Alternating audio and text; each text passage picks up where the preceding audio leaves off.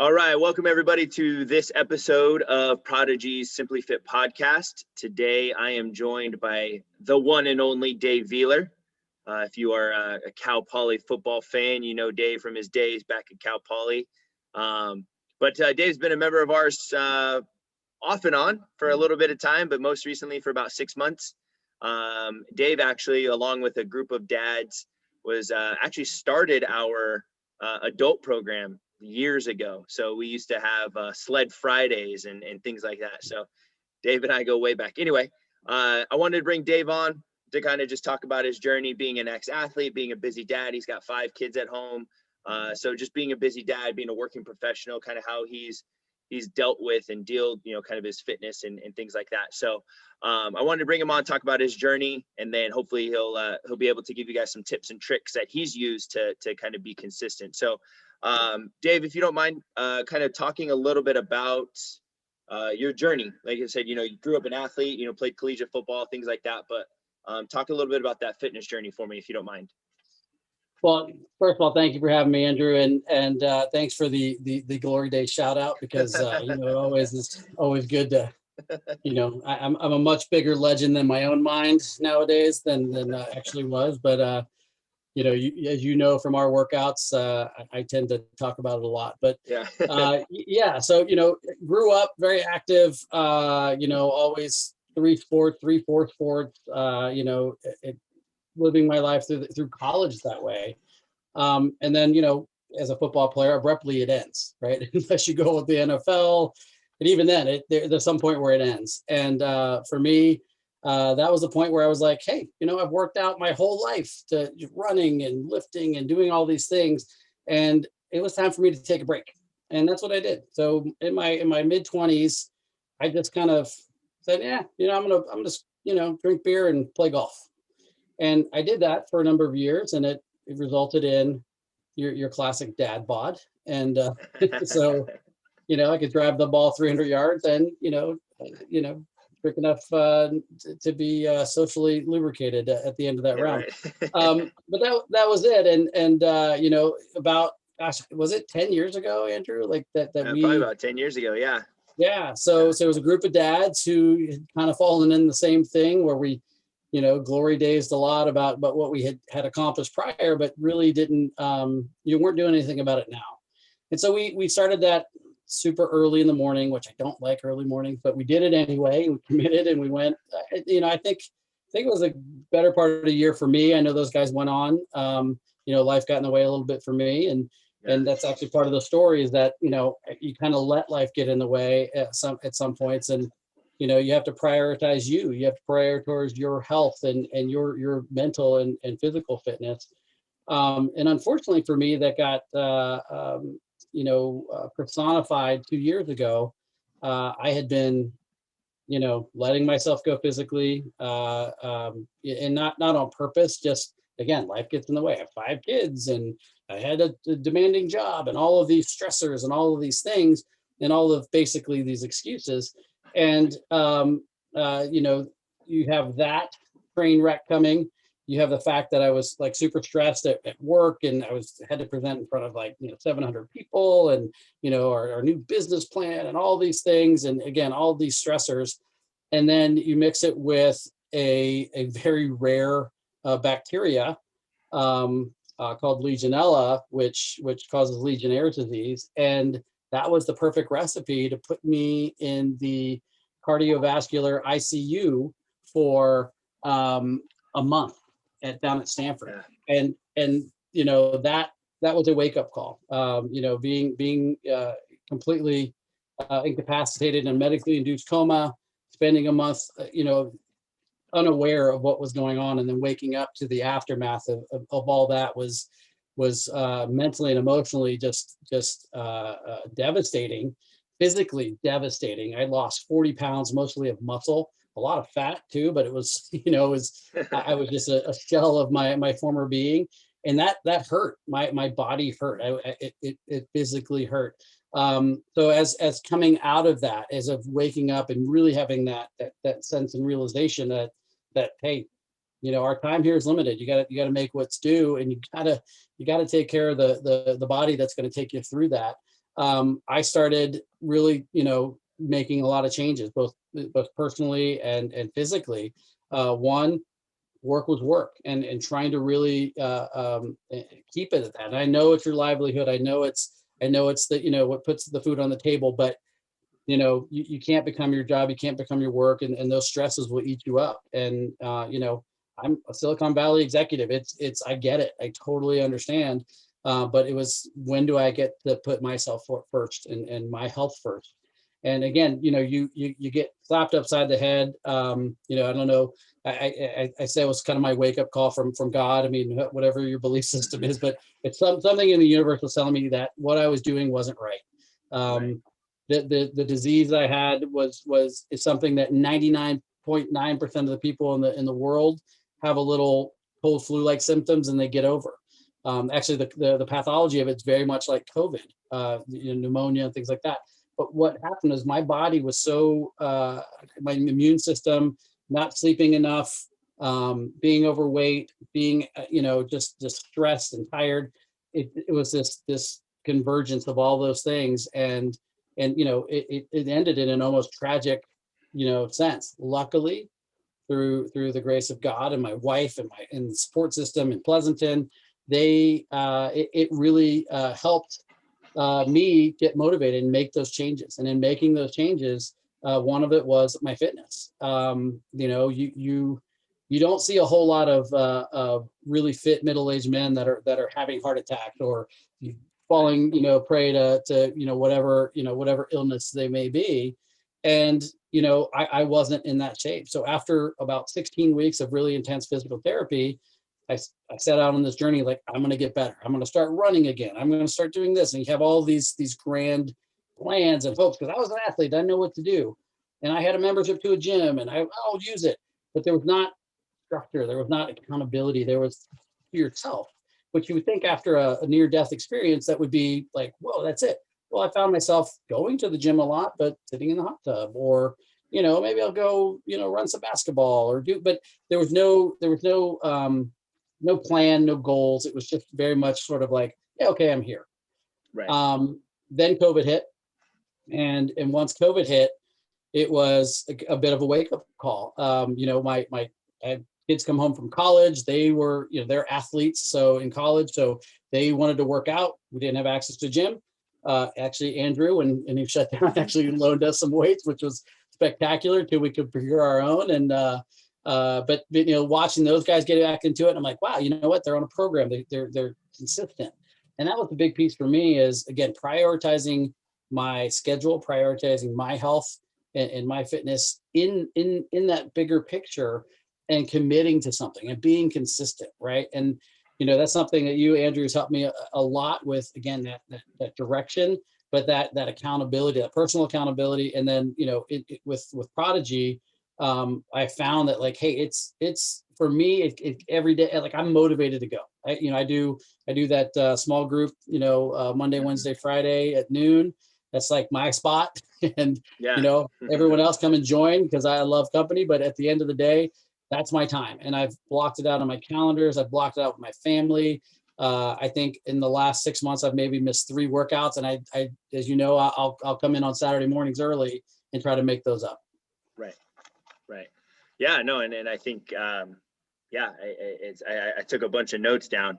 But I want to touch back on kind of the your story. And yeah, it was crazy. I was Tom, who was started with you, was a member at the time, and when that happened, he was like, oh my God, did you see what happened to Dave? And I was like, yeah, like what? Like, Dave's like this quote unquote, like, perfectly normal guy. Like, what the hell happened? And it was just crazy to see, like, see pictures of you, like, in this bed, like, turned sideways, and like all of this insane stuff. And you're like, but I know that guy, like, that can't happen. Like, you know what I mean? Like, you always see these stories and you're like, yeah, oh, that'll never happen to anybody that I know. But I'm like, oh, like, I know that guy. Like, what the heck,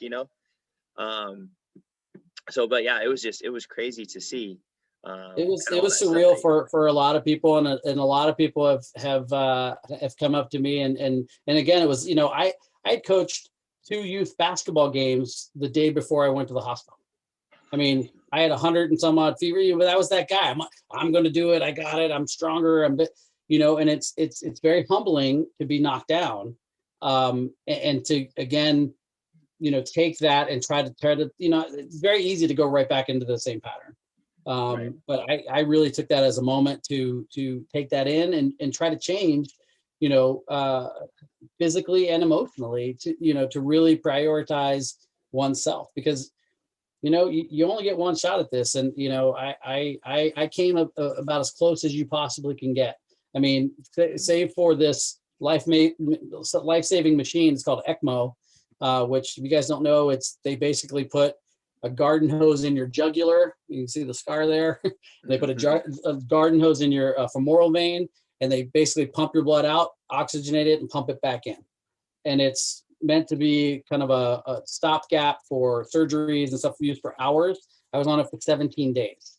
And in that, I had to be basically medically induced. I had to be put in a coma for my body to be able to do it. So I would fight it, unconsciously. And when you hear those stories, and again, I wasn't conscious for this. You wake up and you hear these things, and you see the look on people's faces, and you're in that situation.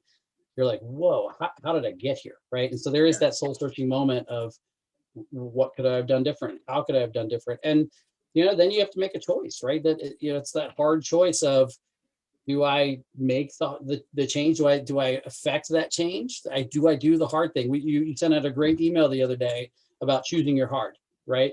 And that touched me, because I got it. I got it right away, which was, it's hard to go and work out. It's hard to make that commitment, but it's also hard almost dying and leaving your wife and kids.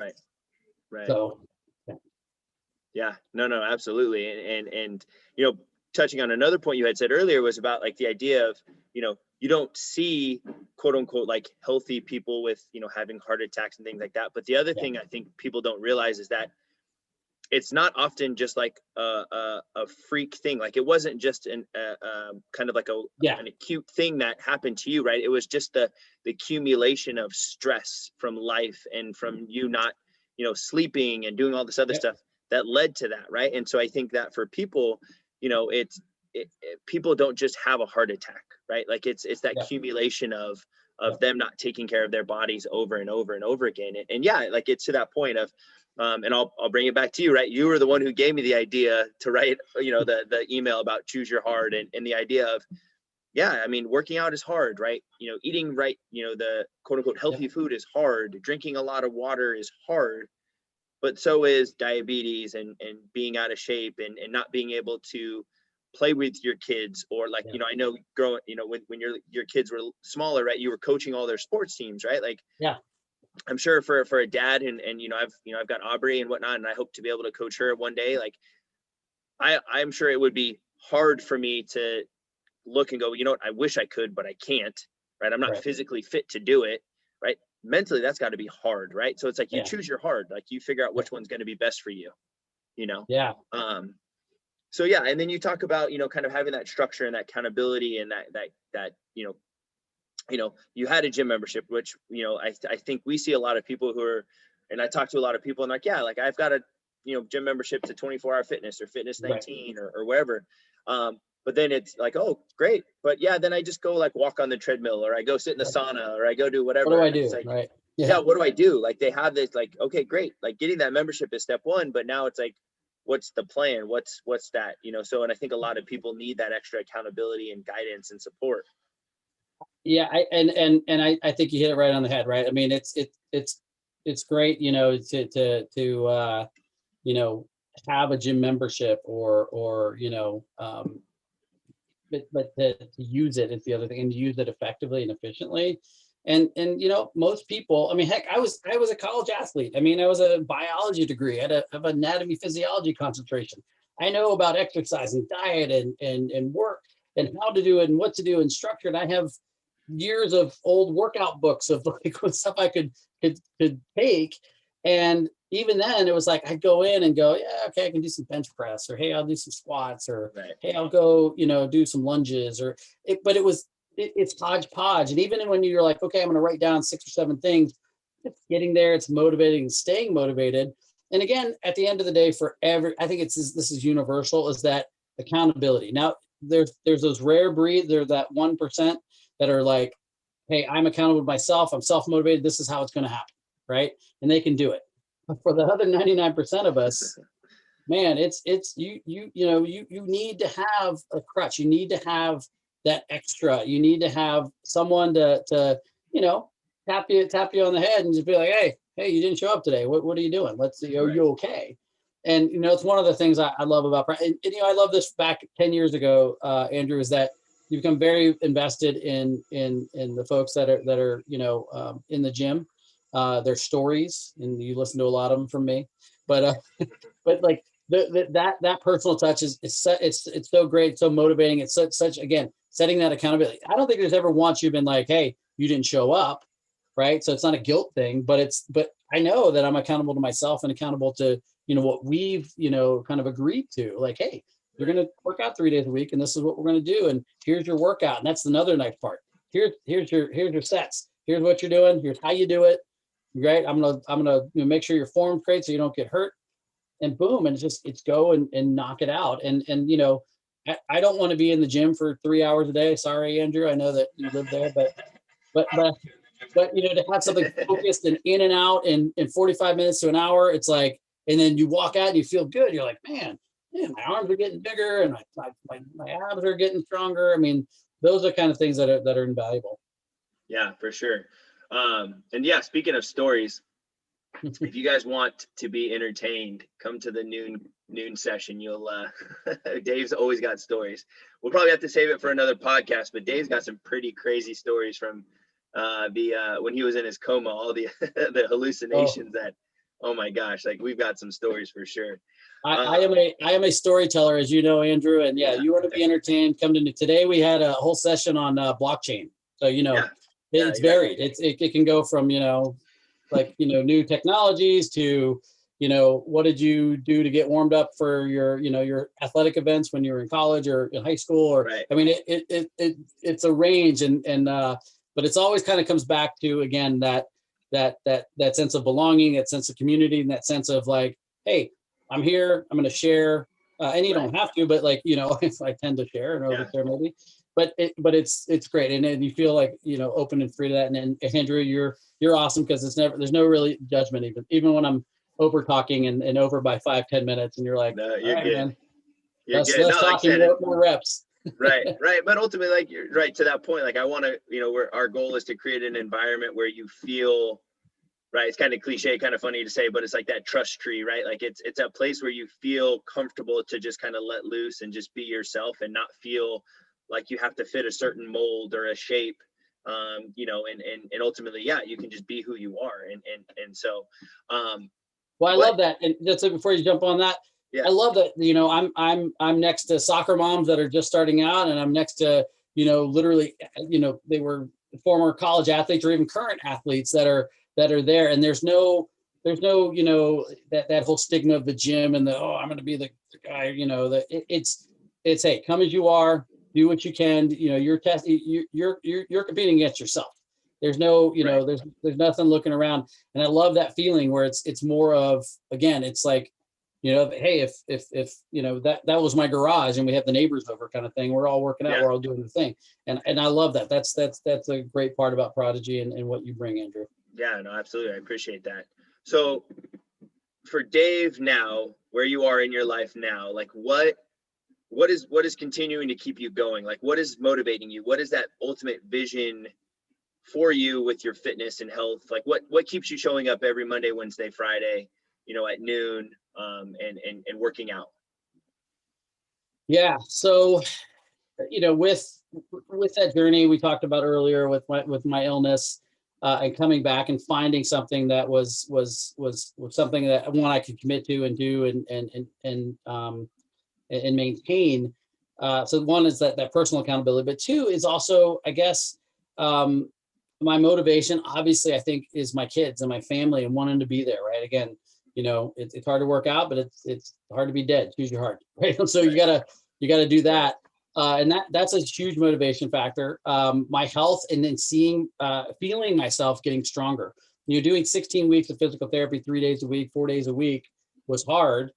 But then ending that and not doing anything and seeing no progress was harder. And for me, I wanted to be stronger. I wanted to, like, when I first started, my core was so weak, and part of it was just, non-use over the last X number of years, and part of it was kind of that devastating effect of laying in a bed in a coma for 30 days, right? So those are the kind of things where I didn't want to be that anymore, and I wanted to transform my strength. And not a big bodybuilder. I don't need big muscles and things like that, but I wanted to be strong, so I could. So if this ever happened again, God forbid, knock on wood, it doesn't. That I would survive. That I would be okay. And I had a strength that the doctor said, like, hey, you were pretty strong to be able to go through all you did. But I knew that, man, that I can be much stronger. I could be better. I could do better for myself and for everyone around me. So motivation's family, motivation's myself, my self-esteem. Part of that is also weight loss. And again, lifting weights doesn't necessarily lose weight. For me, being just turning 49, it's 80-90% diet. I've lost since January, I've lost almost 18 pounds. And that's all just from diet, from being conscious of my diet, not being on a diet. I don't do Atkins or paleo or any of those things. I just eat less. Honestly, I put less in my mouth. So it's a math problem for me, right? If I need 2,500 calories a day to live and I eat, another 2,000 calories, at some point, that needs to balance that. At least be a net zero, hopefully at a deficit. And the bigger thing is being an athlete, and for all you athletes out there and or ex-athletes, you almost train as you grow up to eat.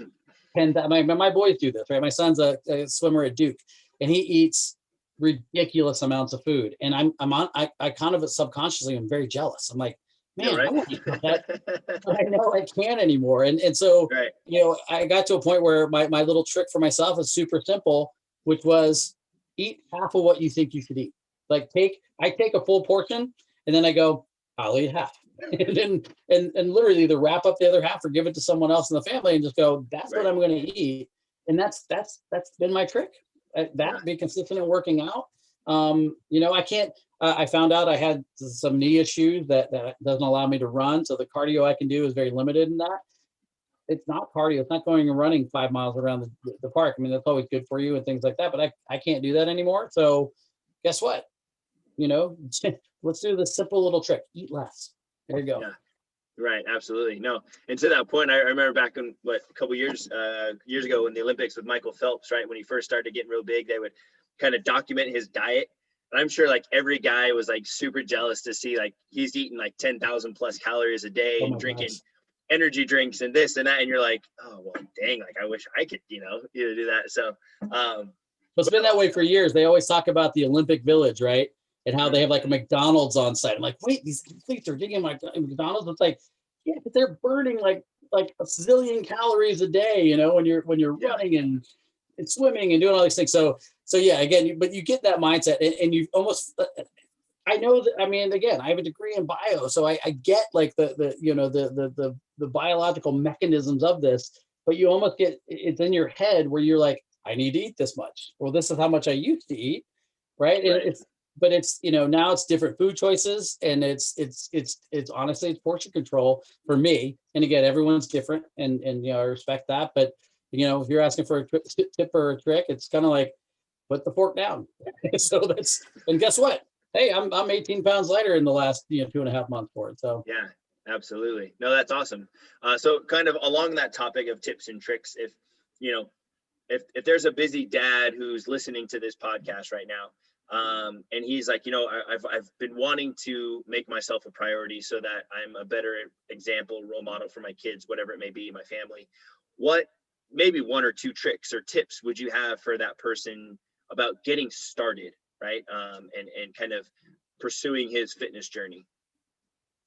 Yeah. So, again, I'm going to tell a story here, but so it'll hopefully bring the point home. So a couple of days ago was my birthday.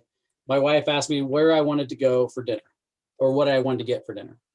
And it was hard to come up with an answer. I know what I like, I know where I want to go. But as a dad, a lot of times you're like, oh, well, my daughter likes this, or my wife really doesn't like this. And I want to, and you kind of become this, pleasing agent versus going, hey, what's really good for me? Now, in that instance, it's not probably the best example, but for your health and for your fitness and for your sanity in some regards. I mean, and Andrew can attest that, there's sometimes I'm in there banging weights for my own sanity. Yeah. But at the end of the day, you got to prioritize you. And that's what I did for a lot of years is I took for granted my health, and I was lucky to not have major things happen. I had things a lot. In retrospect, I had things happen along the way that should have been red flags that I didn't put that together. So it took, again, a pretty hard hit across the head to get me going. But is take the time for you, because guess what? As much as you want to be out there and do everything for your family and your kids and your wife and everything else you got going, if you're dead, you don't get to do that anyway, right? So what are you going to do to personify that health that you need to persist, right? So that was the big thing for me, is making a decision to say, listen, it's 3 hours a week, right? If you say it like that, you're like, gosh, how many hours in a week? It's 3 hours a week that I am going to take for myself, that I'm going to prioritize myself. And I'm going to block out my calendar and fight tooth and nail when I have people trying to schedule. I'm going, that is my time. I cannot. So it's that commitment. And whether it's 6 a.m. or noon or 5:30 p.m., whatever it is, you have to make that a priority. Yes, life happens, things happen, as Andrew can attest. There's a couple times I've missed things I couldn't control, but I will do my best to make it up, or I'll do my best to never let that happen again. And that's the biggest piece I think you can say, is prioritizing yourself, making it a priority. And then the biggest is showing up, just showing up.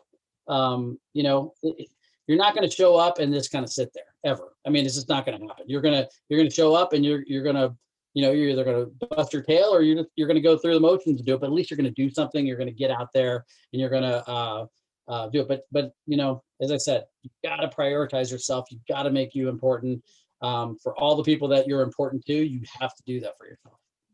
Yeah, for sure. And I think that last point kind of goes along a kind of a soapbox that I've gotten on recently about the idea that like motivation is kind of a load of crap, in the sense that you're never going to be fully motivated to get started, right? Like, right. But instead you need to focus on building momentum and showing up and taking those small steps and going, hey, you know what? This is going to be uncomfortable. It's going to be hard, but I'm going to do it because of all of those people who are important to me, and myself who is important to me. And then over time, as you're building up those steps and that momentum, then the motivation comes, right? Now you're starting to, you're losing 20 pounds and you're like, okay, hey, like this looks good, feels good. Like I'm good. Okay. Now I've got that motivation to keep going. Whereas, I think oftentimes people wait to be motivated, or they wait for that perfect opportunity or whatever, when in reality, it's like, it's never going to happen. And you just need to start moving, and it'll come. I mean, it's perfectly said, Andrew. I agree. We've talked about, those the motivation being kind of a misnomer of that. That self-motivation, that self-accountability is huge. And we've talked about books like by Joshua Metcalf, right, with Pound the Stone and Chop Wood, Carry Water. And the whole themes of those books are about, you do the little things. So it's not, I'm going to automatically be in shape in a week, right? But I'm going to take that first step, right? The old cliche, the journey of 1,000 miles starts with the first step. That's really what it has. Then you get that momentum. You take the second, you take the third. You're a stone cutter, you're pounding on the stone. It doesn't break in the first time you hit it. You hit it 99 times, it hasn't broken, but that 100th time it breaks, that stone breaks. And that's the pound the stone metaphor. But was it because of that 99th and 100th blow, or was it because of the 99 that came before it? So again, building that momentum, and you do that, and you'll see, like, hey, let's just make a commitment that I'm going to show up, 3 hours this week. And then next week, let's either up that, or let's continue that. Let's try to get that streak out so you can do it. And again, it's not necessarily ever a perfect time for anything. So, I have 5 kids. It was never like, hey, what's the perfect time to have a kid? It just, those things. Yeah, right. Things happen. So again, you motivate and you get going in certain ways. But the first step, to your point, is just take that first step. Just jump in, start it. Right. Yeah, and I think along that point, it's like it's not going to be perfect, right? And I think that's a big one for me. Is growing up, I was a huge perfectionist, and being an athlete, and everything, like I always wanted everything to be perfect, and I was my biggest critic, and I could throw for hundreds and hundreds of yards and so many touchdowns, but like I would always dwell on the fact that I missed, I threw an interception or whatever it may have been, right? So it's like the idea that you have to be perfect, and it's not, right? You're going to walk into a gym or go start running, and it's not going to be perfect. You may not have the right shoes at the right time or whatever it is, but it's like just take the time and take those steps, and then eventually you're going to go, okay, I need new shoes. All right, cool. I'm gonna go get new shoes, or Right. I'm gonna start to get better at doing squats or deadlifts or things like that, and it's gonna start to get a little bit more comfortable, and then the quote unquote perfection is gonna come after you take those steps. Absolutely. So cool. Any other tips? As I said, just for you dads out there, just make yourself a priority. I know a lot of times you make everyone else a priority, but take the time to do it. From a guy who kind of was on both sides of the fence there, and make that first step, make that first call. Prodigy is a great place, to really find a home to do that, and you get stronger, you look a little better, and drop a little weight. Your wife's looking at you differently, and it's a great feeling, and it's a great feeling having a family to go to and talk with and work out with, and there are days that it hurts, there's days that it's hard, but you show up anyway and you do it, and it's because you've committed, it's because you've pushed that forward, and that's your mantra, that's your mindset, and you talk a lot about mindset, Andrew, and it's you don't have to accept the way you are and their body is. It's not predestined, and that's the way it's going to be, and I'm living proof. You can make the changes, you can make a choice, you can change your mindset, and you can accomplish anything you put your mind to. Yeah, absolutely. Awesome. I think that's a pretty powerful ending right there. We'll end it here. So hang on real quick, Dave. I'm going to sign off. So thanks so much, guys, for joining us on this episode of Prodigy's Simply Fit podcast. I am Andrew Hamill with the one and only Dave Vieler, and I will see you guys next week.